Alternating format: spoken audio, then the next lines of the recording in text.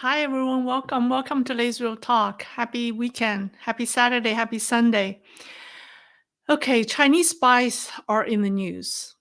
Last Tuesday, the former deputy chief of staff for New York Governor Kathy Hochul, Linda's son, and her husband were arrested by the FBI on charges of acting as Chinese agents.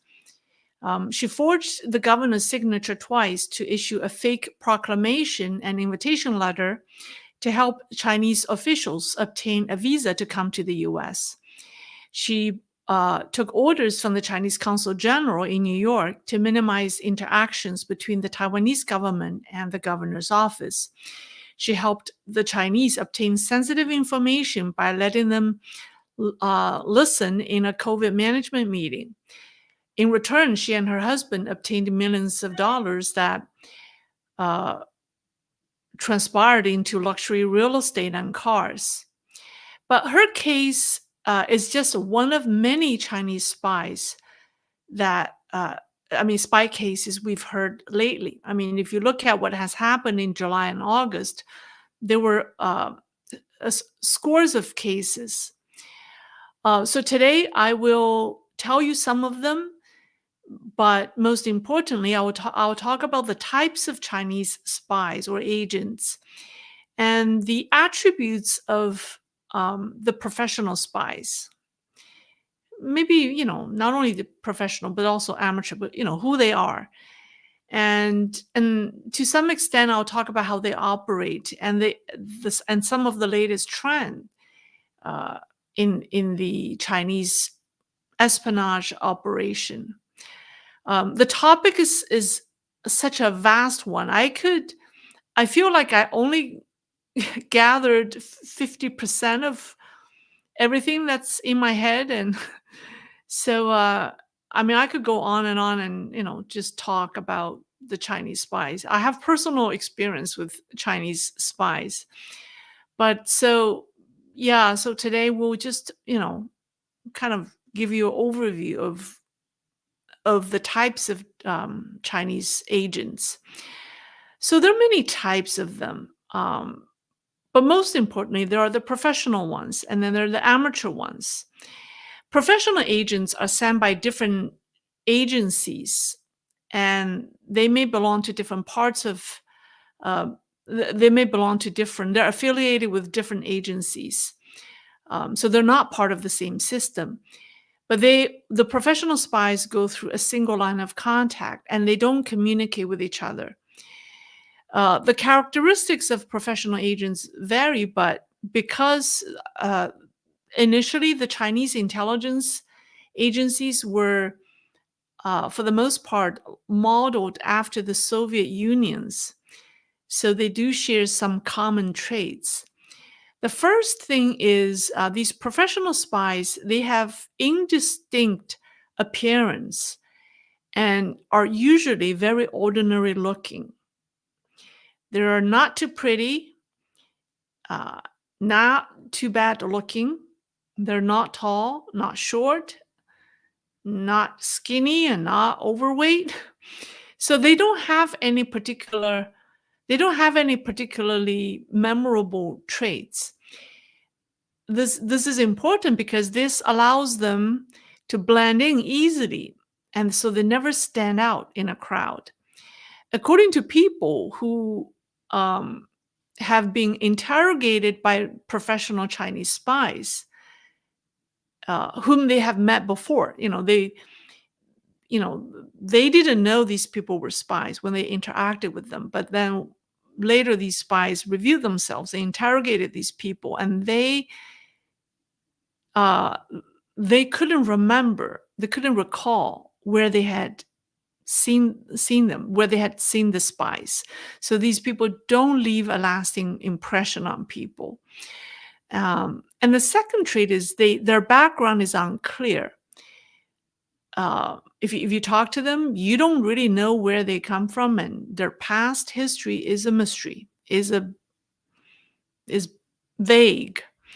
They seldomly talk about themselves or their past life or life experiences. Um, so if you suspect someone is a spy, the best thing to do is asking them a lot of questions about their life. If you detect a sense of unwillingness to disclose, then a red flag should be raised. Um, because this is what I did. When I have encountered people who I suspect are spies, and I think you just start. I mean, they're very interested in you, but what you do is you ask them questions, and then that will tell you. Now, China has been sending professional spies since the 1980s. I mean, has increasingly sending these people. Um, According to an insider who is experienced, whose father, he's a dissident, but his father used to be in the military, and when he was in China, he studied CCP's spy operations. So according to him, he said many of the spies who were sent years before have become inactive because of their single point of contact. Their single point of contact in China has either been reshuffled or removed from power. So there has been a lot of personnel changes in China. Particularly in the past few years, there are many political changes, including political cleansing and reshuffling, which has made some of the professional spies become dormant. They're not active. However, the professional spies make up a small percentage of Chinese intelligence operations. And the chances of us meeting one of them is very small. And even if we do, we probably don't know they're a spy. Most Chinese spies or agents that we see, that we know, are amateurs.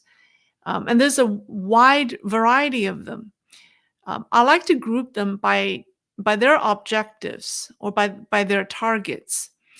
So the first group is agents undercover as dissidents or pro-democracy activists. One of the most important goals for the CCP's agents overseas is to monitor dissidents or people who speak against them. People like myself who speak up against the regime.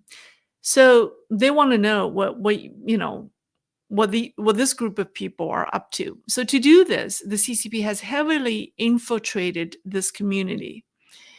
Unfortunately, many of the anti-CCP activists work for the CCP.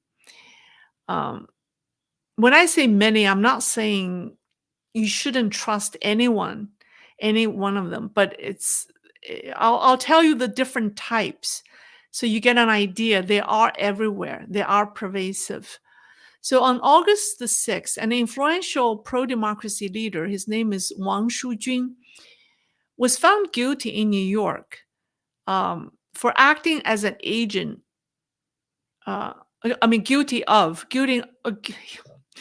He was found guilty of acting as an agent for a foreign government. I mean, that's China. Now, this guy established a foundation in 2006, and then the foundation, the members of the foundation are mainly prominent leaders or prominent dissidents and pro-democracy activists. And so this guy Wang used his position as a founding member of, I think he was the chairman of the board. I don't know, one of those main officer of the organization. He later, 5 years later, he became a VP of the foundation. So so because of his leading position in the organization, he gained the trust of many dissident groups, such as the Hong Kong pro-democracy people, the pro-Taiwan independence people, Uyghurs, Tibetans, members of Falun Gong. So this guy extracted intelligence information and reported them regularly to Chinese state security officers. He traveled between China and the US 19 times between 2011 and 2019. He made 3 trips each year between 2015 and 2017. And um, from 2013 to 2017, he made 100 phone calls with a state security official, with conversations often lasting several hours. Now, the CCP likes to recruit anti-CCP activists to be their agents because these people's political views help hide their true identity. Another pre-democracy activist arrested on charges of failing to register as a foreign agent. His name is Tang Yuanjun. Now, these are all like prominent dissidents. Now, Mr. Tang his story is very interesting. He was imprisoned in China for opposing the CCP during the 1989 Tiananmen Square protests. He fled to Taiwan on a fishing boat in 2009, seeking political asylum. Later, he gained asylum in the US, and he became a naturalized citizen. And he led a nonprofit organization called China Democratic Front in New York. So Mr. Tang missed his mother and relatives in China. And this became his soft spot.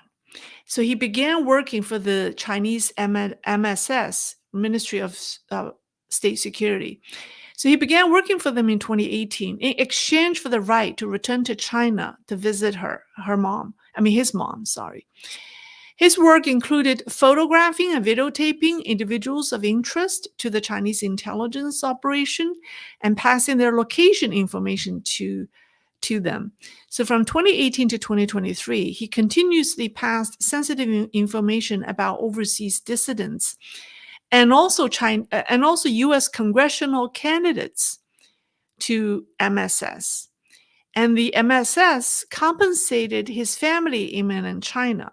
So he didn't directly get money here, but his family in China got the money. Now, Wang and Tang are informant type of spies. Their job is just to provide information. There's another type of agent within this community whose goal is to sabotage. Now, this type of agents tends to be extreme in words and behavior. So, for example, when dissidents talk about freedom, they will push for a highly radical version of freedom. If people say they oppose the CCP, these people will urge extreme actions, such as suggesting everyone should immediately take up arms against CCP officials. And during meetings or gatherings, these individuals will take the stage and talk emotionally, spouting grand theories, but never allowing the group to reach a conclusion. They will support one faction while opposing another, often in an extreme way, in an like a heavy-handed way to divide the group. So another role of these agents is to create chaos and distrust among the dissident community. So, for instance, they will provide quote unquote evidence that one of your trusted associates or one of your friends who you trust had contact with the Public Security Bureau or MSS when they visited China, causing you to suspect or start doubting your friend. And even if you don't fully believe it, a seed of doubt has been planted, and over time, trust within the group will begin to erode. And this is what they do typically. So, like if one dissident goes back to China, and the MSS or public security will make appointment, will come and meet with him, and then their agent here in the US will start telling other dissidents or this person's friends that he had been meeting with MSS. So people start to question his stance, right, in relations to the CCP. So this is what they do. And there's another group within this with this and there's another, I should say, there's another type within this group. So in the Chinese language social media landscape, the CCP has planted fake anti-CCP influencers. Um, what I mean is these people speak up against the CCP 90% of the time, but they will rescue the regime by repeating the official narratives very gently during major PR crises of the regime. And they only do that 10% of the time. So, for example, I think it was around February 2022, right around the time of Beijing Olympics, when there was a mysterious chained mother of eight, became a national sensation that attracted 30 billion views. Um, because people wanted to know her true identity, if she was indeed the missing young lady from Liying, right? Who was missing, who went missing since she was 13. So it triggered this national debate about who this woman really is or really was. CCP panicked because of the level of interest. 30 billion views. I mean, that's like a cumulative views. So the CCP mobilized these fake anti-CCP influencers to neutralize public sentiment. So some of these people, they have large following on social media because of their anti-CCP stance. So they will once in a while throwing these, say, oh, you know what, we think this woman is so and so. They will just very gently, in a very subtle way, make you agree with the CCP. And these people are highly deceptive and manipulative because of their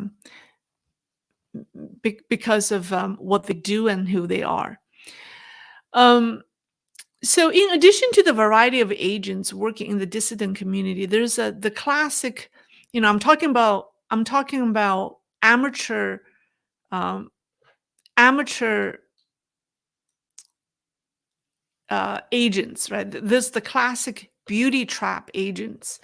So there are beautiful women on a mission to conquer certain men. Um, I don't think a lot of these Chinese women are professional agents or spies.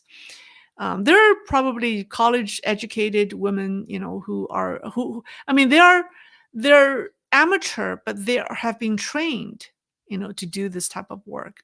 That's for sure. So they're beautiful women on a mission to, conquer certain men. And the Chinese beauty traps aren't necessarily the one night stand type. These women aim for long-term relationships, and sometimes they intend to marry their target. And the most famous one is the ex-wife of media tycoon, Rupert Murdoch. Right, her name is Wendy Deng. I mean, there are others. So about 15 years ago, I read a Chinese report about CCP's plan to send its female, I should say, agents, amateur agents, uh, to be in a relationship, to be in a romantic relationship with a whole class of young politicians around the world, like up and coming um, politicians in key countries, in different countries. The CCP has done a thorough study on the up-and-coming politicians in these key countries. They will arrange an encounter for them to meet. Um, the report gave a list of Western politicians or family members of politicians who married a Chinese woman at the time. Um, the reason we don't see a lot of them now is I don't think these people's political career might have actually turned into something significant. I don't think they turned out the way the CCP had anticipated. But the goal at the time was to make uh, these up and coming politicians marry the Chinese woman that the CCP has chosen for them. If that, I'm sure if this one doesn't work, they will arrange someone else. So there was an effort by the CCP to do that. It was more challenging to do this 15 to 20 years ago because you have to eh, rely on you have to humanly collect intelligence or information on what these men like and dislike, right? Now with AI and the big data, it's so much easier to gather intelligence information about people. So this is, if they want to do this, it's so much easier now than 15 years ago. So that's another type. And there's another type. They are people who have access to technology and data. Industrial espionage is one of the most important purposes of the CCP's spy activities. Chinese students, researchers, Western scholars, and scientists are all targets. Um, I have talked about this extensively in my past programs. I've also made videos on honey trap, beauty trap. What did I call that? Honey trap? Yeah, I think it's called honey trap. I forgot. I made 2 videos on honey trap. Yes, and a couple of videos on the industrial espionage. But anyways, but my point is, everyone knows that the Chinese, they send their people to gather, cutting edge technology. But my point here today is you don't have to be a rocket scientist to be on the CCP's target list. If you are an engineer who has access to, let's say, some kind of to a telecom company's client database, you are a person of interest. In July, a Chinese American engineer, his name is Li Ping, was arrested. Li admitted to conspiring with the Chinese MSS and illegally acting as a foreign agent. Um, he immigrated to the US over 30 years ago and had worked at Verizon for 20 years and lives in Florida. So since 2012, Li has made multiple trips to China to meet with MSS. So if you think about it, it's more than 12 years, right? So he started doing this in 2012. How much information he has transferred to the Chinese. So since 2012, he has been, going back to China to meet with his contact. He followed their instructions, gathered personal information on Falun Gong members, Chinese dissidents, as well as confidential data from a major US telecom company. Now, the indictment didn't mention which company, but I think it's the one he worked for. For example, on September 15th, 2014, that's 10 years ago, an MSS officer asked Li to provide information on a person from Hubei province, China, including his personal background, his California address, phone number, the make and model of his vehicle. The officer indicated that this individual had protested in front of the Chinese consulate in California and also practiced Falun Gong. And Li reported the individual's information to the MSS within a day. So that's just, I think. So yeah, so just think from that perspective. If you are just an engineer working for Verizon or any of the telecom, AT&T or T-Mobile, you have access to tens of millions of client information, and those are priceless information. And then imagine the CCP are using these agents to access to these data.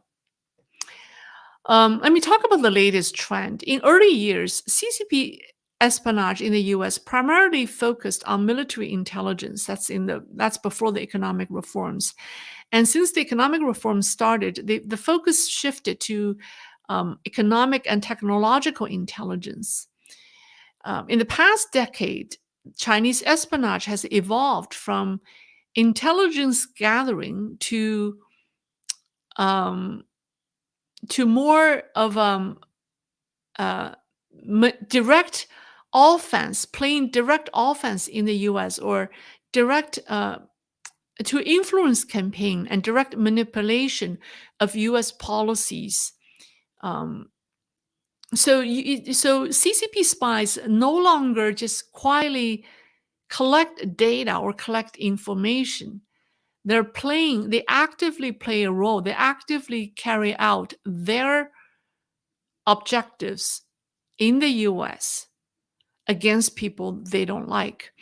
So here's another case. On July 24th and 25th of this year, two Chinese Americans, their name is Chen Jun and Ling Feng, were admitted to the U.S. District Court in New York for committing the crimes of acting as foreign agents and bribing U.S. public officials. Now, these two men are from California. They live in Los Angeles.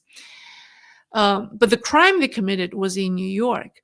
According to the indictment, the pair bribed an IRS official as part of a plan aimed at forcefully accusing Shenyun Performing Arts. You know, the Chinese dance company that have the colorful ads. And the Performing Arts Group was established by Falun Gong practitioners, and they perform all over the world.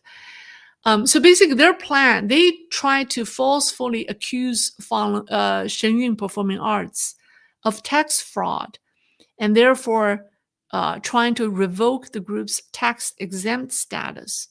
So the way they did it is they paid a total of $5,000 cash in bribes to this IRS official, and they promised him an additional $50,000 in bribes, as well as other benefits. So they asked this IRS official to open an investigation into the group, and then the CCP has an integrated plan. If they want to bring down someone, if they want, they have they will bribe someone within IRS to launch an investigation, and then they will work with their media friends, like in the New York Times, and to launch a media campaign, say, oh, Shenyun is being investigated for tax fraud. That's typically what they do. Now, in a recorded phone conversation, Chen Jun explicitly stated that these bribes are directly funded by the Chinese government, and they were intended to carry out the CCP's goal of overthrowing Falun Gong. What happened was the IRS official that they bribed was actually an undercover FBI agent. So everything was recorded, and so their entire plan was foiled. This case was unprecedented in that now you see Chinese agents are trying to bribe U.S. government employees in a scheme to persecute an American company in America or in US. And that's showing you they're directly playing offense. Their agents are playing offense in the US. They're not just passively collecting intelligence information. And if they feel like if they want to bring down someone, they can. Because they have friends in the media, in the mainstream media, and then they can bribe people in US government. So this is a new trend. Now, over the years, the CCP spy operation has shifted its focus from intelligence gathering to more of an influence operation and manipulating decision-making process in foreign countries. We see more and more of that. Now, California and New York are the worst hit states because local officials in those two states have been the most pro-China. Former Secretary of State Mike Pompeo warned all U.S. governors a few years ago that the CCP has studied each one of them, has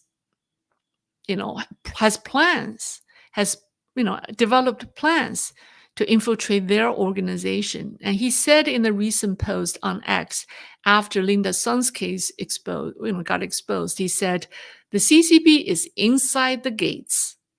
So Linda Sun, the deputy chief of staff for New York governor, is one such case, because her case isn't so much about intelligence gathering; it's about manipulating U.S. politics. It's influence operation. So this is definitely a new trend that's developing, and we'll see more and more of that. And I think not only they're going to use Chinese Americans like Linda Sun, they're going to use Americans. But you may ask me one question: why do people like Linda Sun, who came to this country at age 5, who grew up here, who was educated here, want to work for the CCP? And why did that man, that dissident Tang Yuanjun, who risked his life by escaping China to Taiwan, want to work for the CCP again? It doesn't make sense, right?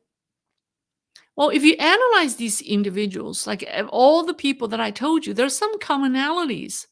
First of all, they've all been living in the U.S. for decades, for a long time.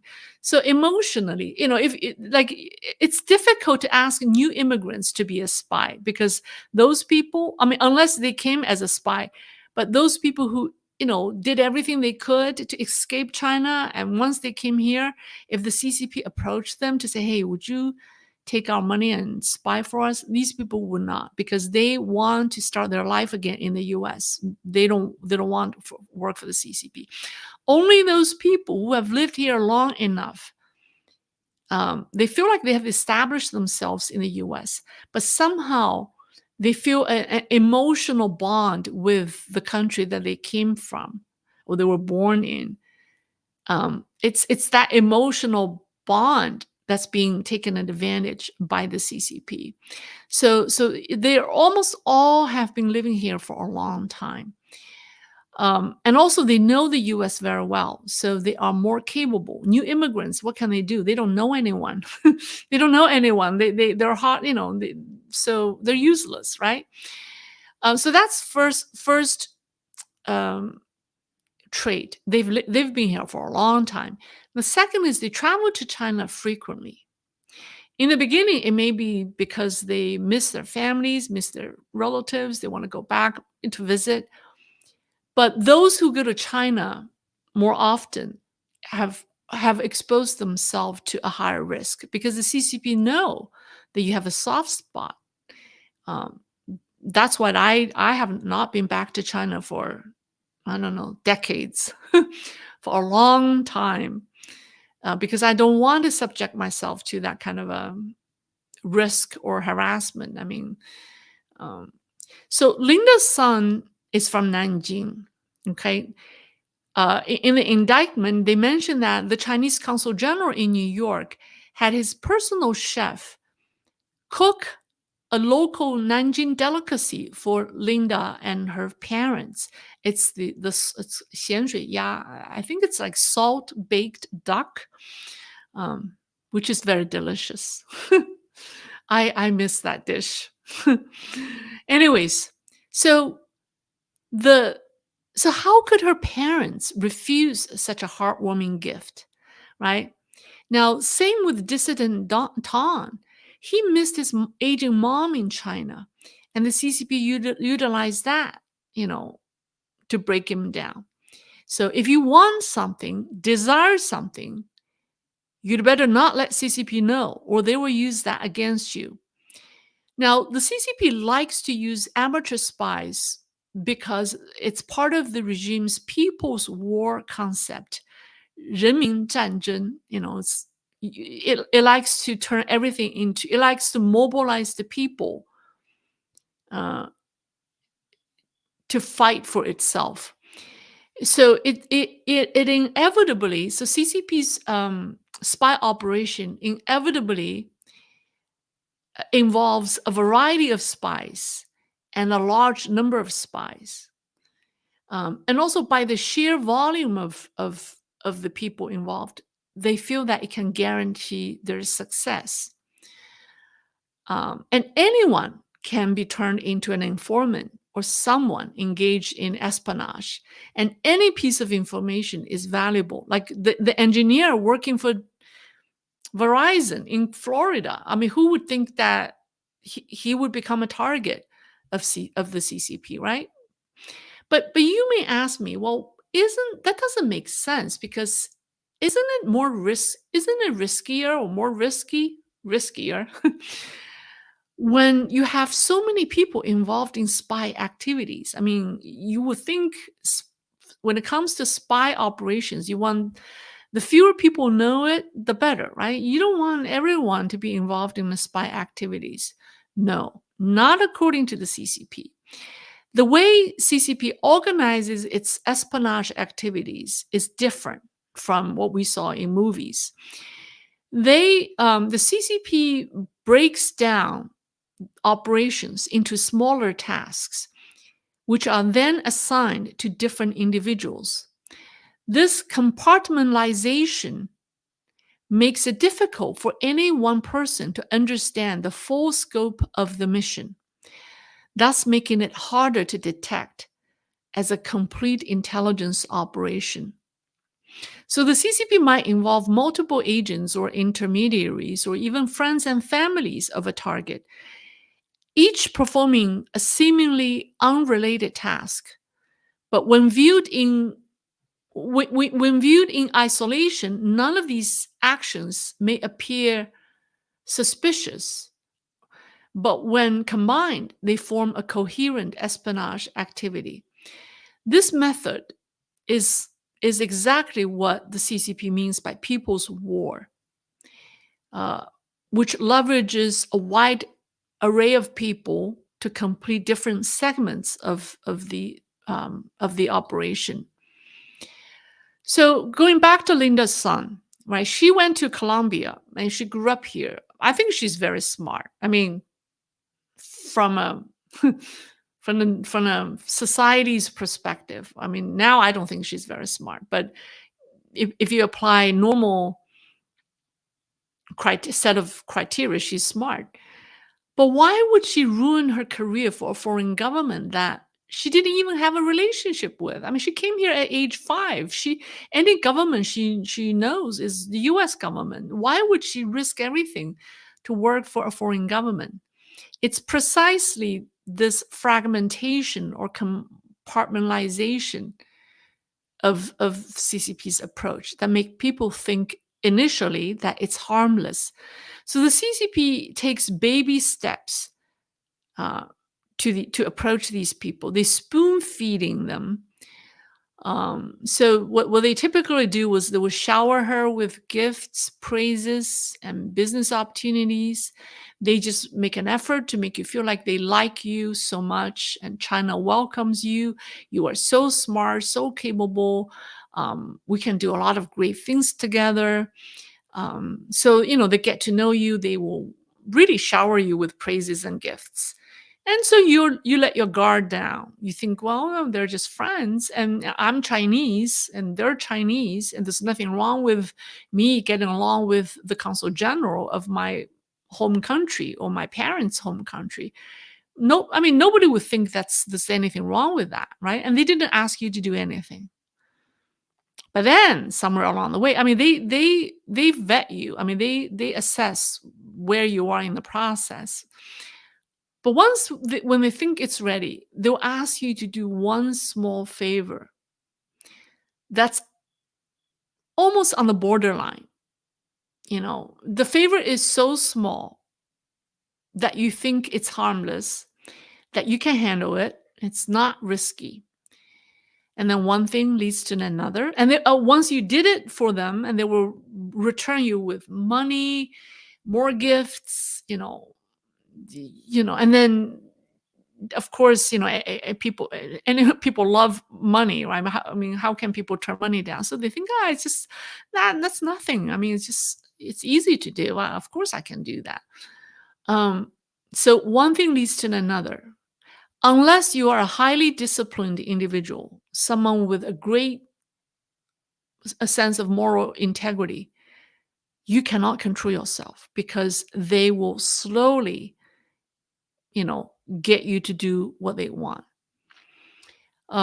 Even close friends or family members may unknowingly, and if you show any signs of stress, they will stop, they will pause, they'll hit the pause button for a while until you're ready again. So very, the people who are very aggressive, or who are very confident or assertive people tend to overlook the risks, and they think that they can control the situation, and that, like I said, and then also you're being rewarded. There's nothing wrong with getting money, so they just lose their perspective altogether. And maybe once they realize what they have done, they can't get out. And another thing is, once you want to back out, the CCP will not let you back out. It will be very difficult to back out.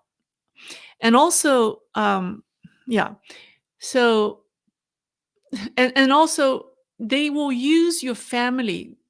If you are a target for the CCP, they will study you so well that your family members could inadvertently play a role without being aware. Um, for example, they could send, let's say, um, let's say there's a target, right? The CCP wants to find out uh, who her friends are, um, but they will not send one agent who's trying to collect everything. They will break it down. They will somehow send a nanny to her house, or his house. And the nanny's only job, the only thing the nanny will tell the CCP um, spy operation is who come to their house on weekends. So if you're a nanny and you think, well, this is really not a spying. I mean, all I'm doing is just telling them who visits them on weekends, right? I'm not really, I mean, it's like, that's harmless. I could have just told my mom that information, oh, Mr. So and so, and Mr. and Mrs. So and so, have these friends visiting. I mean, it's hard. They wouldn't think that they're part of a spy intelligence operation when they tell someone who visits them on the weekends. So that's just one example. So in this case, it's the nanny. Um, you see how the CCP breaks it down into very small tasks, so the person does not feel like they are doing something wrong. And then if this nanny performs so well, does a fantastic job, and behaves and acts like a spy, or has the potential to be groomed into a real high caliber spy, then the CCP will give her more and more work to do. Depends on how the nanny performs. So this decentralized and opaque approach allows the CCP to create an extensive network of agents and collaborations, and it's making it very difficult um, for the U.S. government to defend against. Um,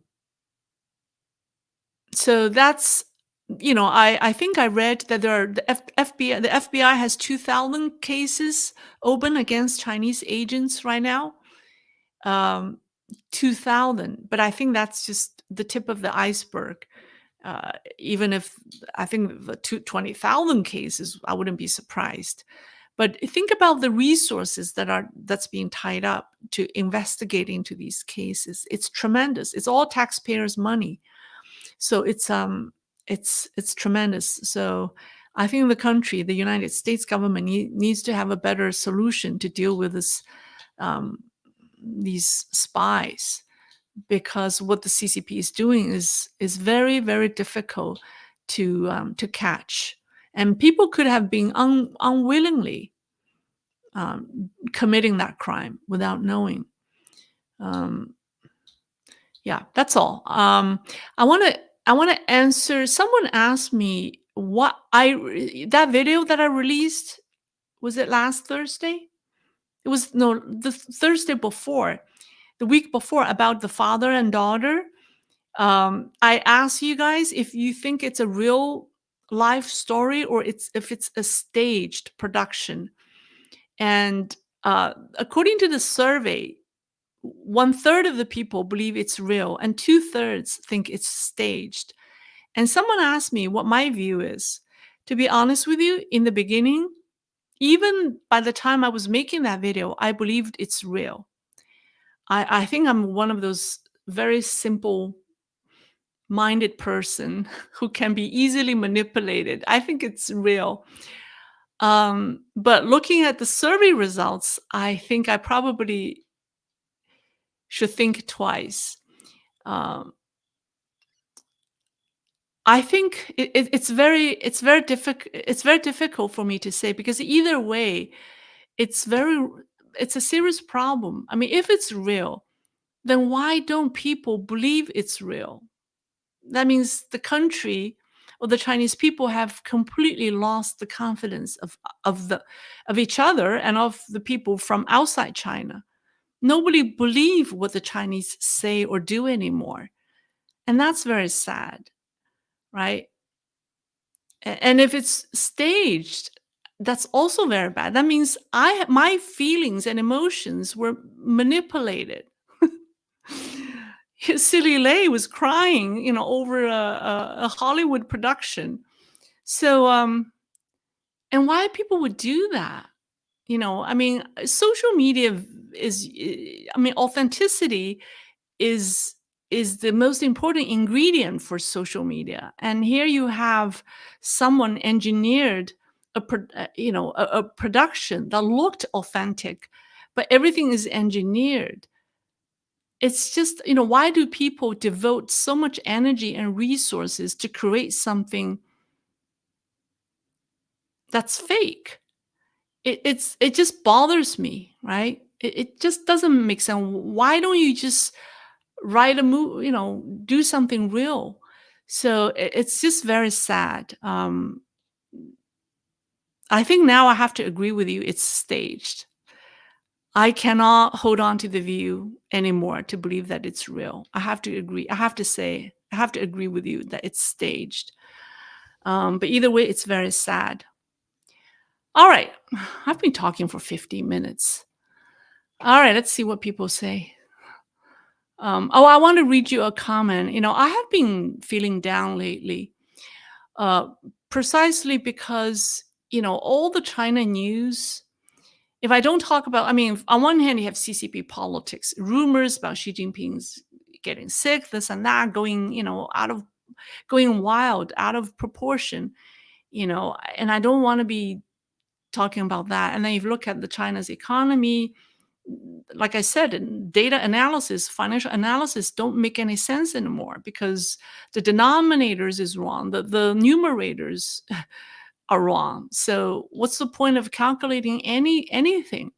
So and then some of the news development in China, I cannot even say them here because YouTube can censor me because they think it's too sensational. But they are reality in China. I mentioned it in my newsletter to my fans, and I immediately received some responses. I want to read one response.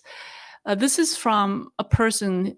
His name is Don. He said, "I'm sure your heart races and your mind spins when you are confronted with the irrational and evil processes unfolding in your native country. Similarly, what I'm witnessing in the US is not what I grew up with. Obviously, there's nothing you can do to turn back the rising tide in China. It's a corrupted sickness within the desperation of greed and desire for holding power. This is the same social disease threatening this country." He said, I'm just reading parts of it. "As tough as these things are in China, perhaps your message of sharing the lost social contract of the government and its people is something the many clueless souls in the USA may find value and meaning to build something better before confronted with a similar national fate."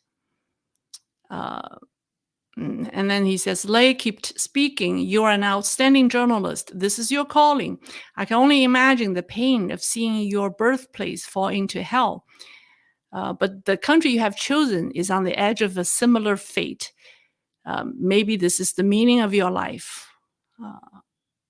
So I hope so. I pray so. I mean, he's just trying to encourage me. I pray for you to have the strength and depth of conviction to speak the truth. All right. So well written, and because of that, of course I won't give up. I will continue to do what I do, and I think it's important. All right, let me see what people have for me. Okay. Brian. Oh, Brian, thank you for always being there for me. Thank you. Thank you for always supporting me. Yeah. I I I I'm trying to find ways of doing this more efficiently and trying to uh, get people to help me because I can't do everything myself. So I do appreciate any financial contributions that you make to me because I need to pay people. If I need to get people to work for me or help me, I do need to pay them. They need to make a living. So any financial contributions is appreciated. Scopio Africanus, thank you. Jamie T, thank you. Charles Womack, what is the difference between MSS and PSB in a nutshell? Well, the MSS is almost like the CIA in the US. The PSB is more like the FBI. One deals with the domestic issues and one deals with, cross-border issues.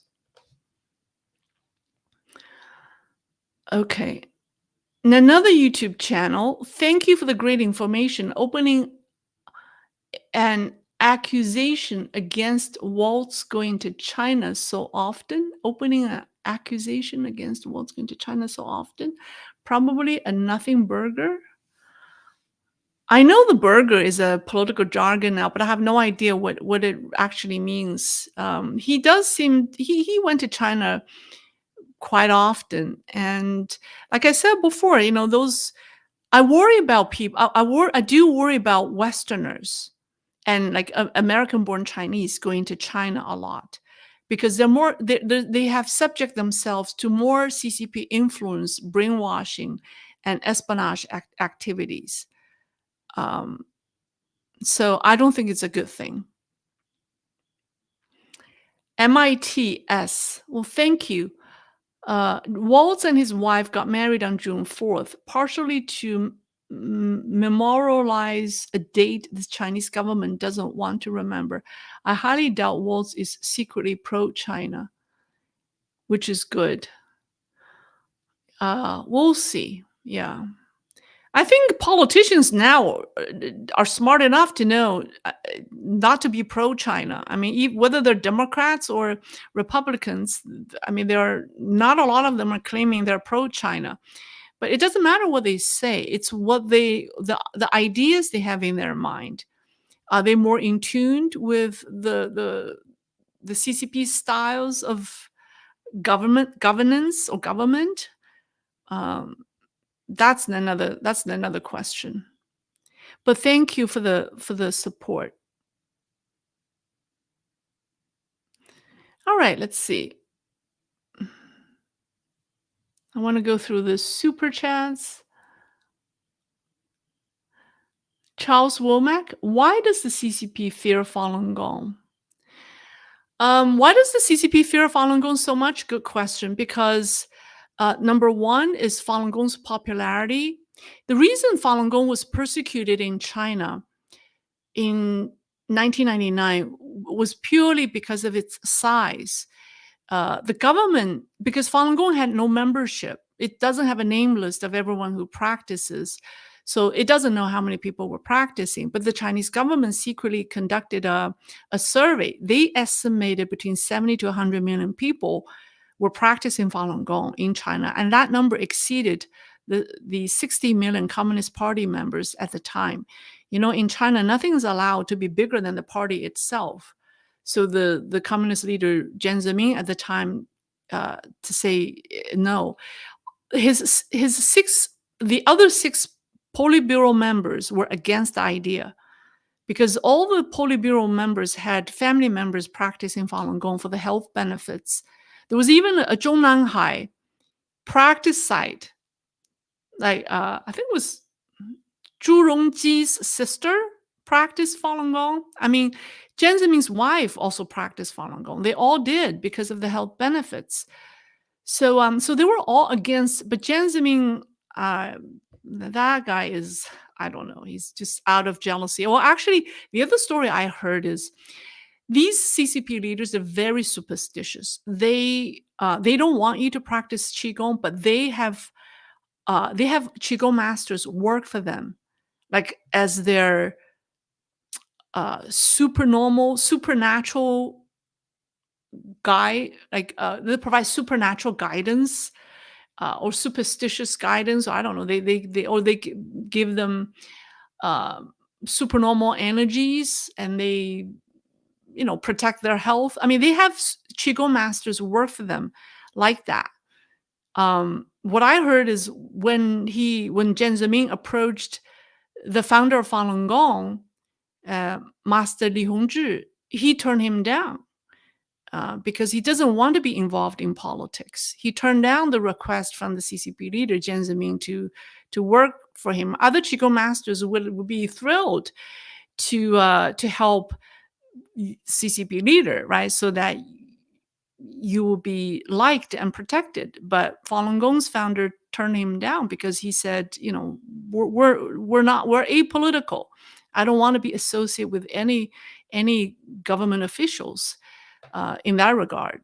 So he was very upset. Jiang Zemin was very upset. So, um, anyways, but now CCP fears Falun Gong because the Falun Gong has been the most consistent group, the most that has been criticizing the CCP for the past since 1999.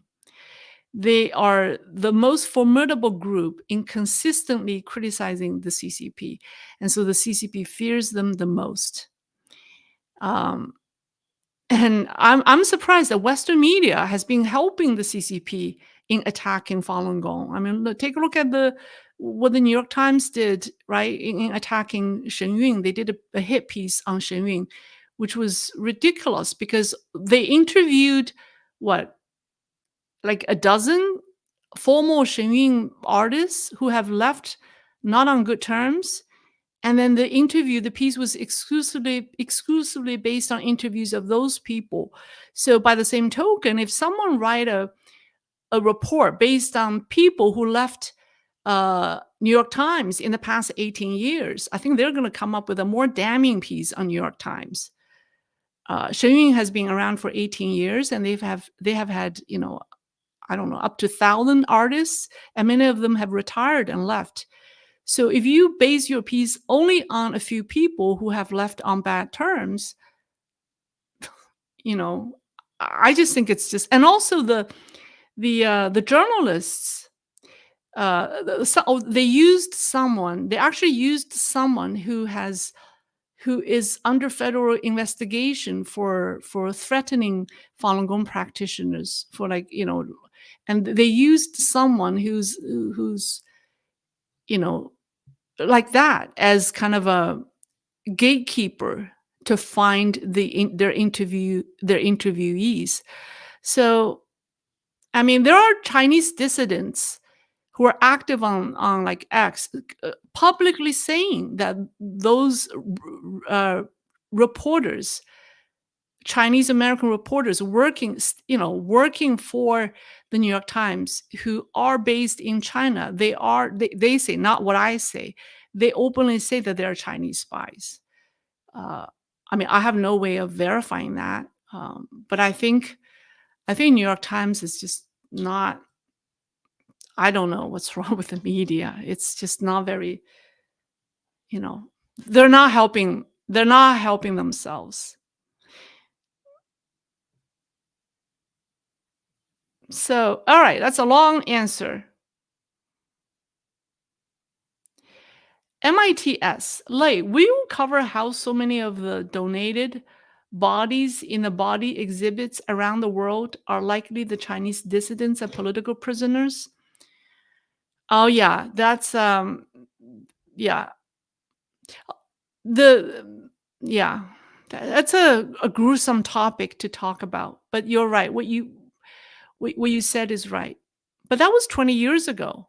The exhibit has stopped due to protest. Jeff Ramos. Well, thank you, Jeff, for the generosity. Lei, at the end, I think USA, being the enemy of lots of countries, it will be targeted this way, spying from everyone. Today, USA cannot handle to be the police of the world. Any global solution, because corruption, oligarchy, and dictatorship are not the solution. Are not the solution.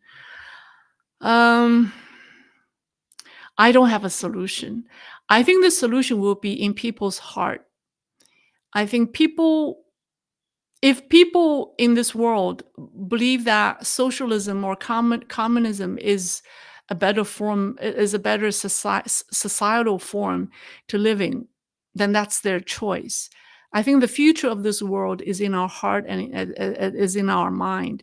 What we choose um, will become our future. So, and I think all government, regardless whether it's the US government or Canadian government or any government, the Russian government or the Ukrainian government, all governments in the world have corruption. It's just varying degrees of corruption.